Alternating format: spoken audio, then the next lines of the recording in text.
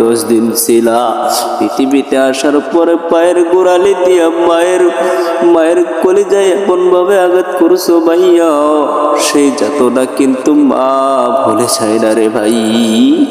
রে ভাই, এরকম রহরহ ঘটনা আমাদের বাংলাদেশে ঘটিয়া যায়। আজও সময় আছে দিনের পথে ফিরে আস ভাইয়া, মা বাবাকে সম্মান দাও রে ভাই। রে ভাই, অনেক বক্তার কাছ থেকে মা বাবার বয়ান শুনেন, তাই আমি লম্বা করলাম না, যে কথা বলতেছিলাম ভাইয়া, এই পৃথিবীর জমিনে যেই 10 জন নারী জান্নাতের সার্টিফিকেট প্রাপ্ত, তার মধ্যে হযরতে আসিয়াও একজন। তিনি ছিলেন ফেরাউনের ঘরের স্ত্রী রে ভাইয়া। ভাইজান, তিনি যখন ইসলাম ধর্ম গ্রহণ করলেন, ফেরাউন যখন বুঝিতে পারিল,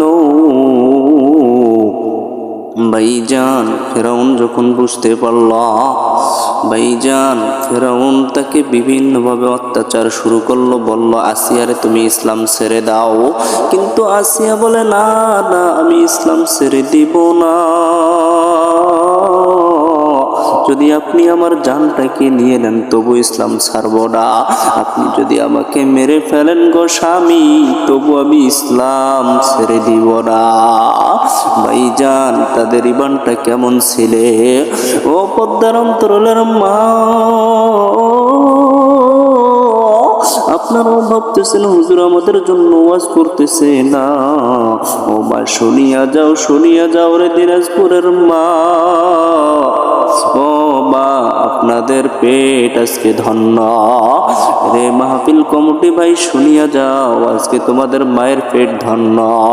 ও মা, আজকে তোমাদের পেট ধন্য এই মাহফিল করার জন্য। ও মা, আপনাদের পেটটার অনেক দাম। মা, এই পেটটাকে মানুষকে দেখাইও না রে মা। ও মা, তুমি কেন বুঝো না রে মা?